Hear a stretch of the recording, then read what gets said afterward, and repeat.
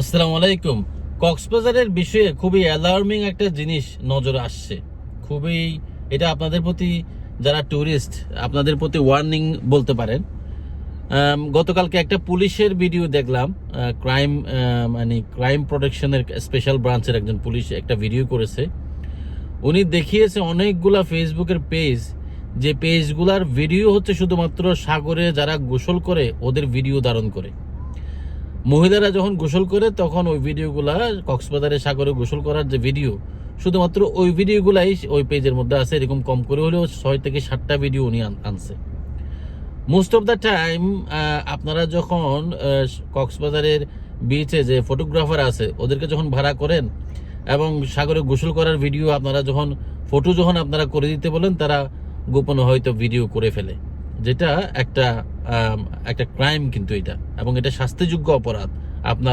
আপনাকে না জানিয়ে আপনার ফটো ভিডিও ওর ক্যামেরাতে রেখে দিয়া, এটা শাস্তিযোগ্য অপরাধ।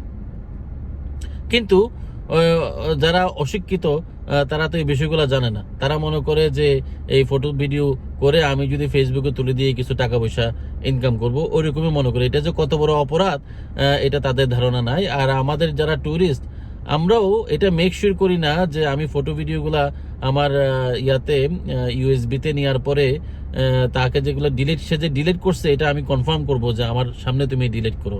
সে যে কোনো কপি রাখে নাই, এটা আমাকে মেক শিওর করতে হবে। আর সবচেয়ে বড় কথা হচ্ছে, এখন মোবাইলের জামানায় আইফোন বা যে কোনো একটা ভালো ফোন দিয়ে যে সুন্দর ফটো তোলা যায়, ওখানে ক্যামেরাম্যান ভাড়া করার আসলে খুব বেশি প্রয়োজন। যে কোনো একজনকে যদি বলেন আপনার ফটো তোলা দরকার, ভাই আমাকে একটা ফটো তুলে দেন, হয়ে গেল তো। আর তারপরেও যদি ক্যামেরাম্যান নেওয়া লাগে, আপনারা এটা মেক শিওর করবেন যে সে যাতে ফটো এবং ভিডিওগুলো ডিলিট করে দেয়। ধন্যবাদ।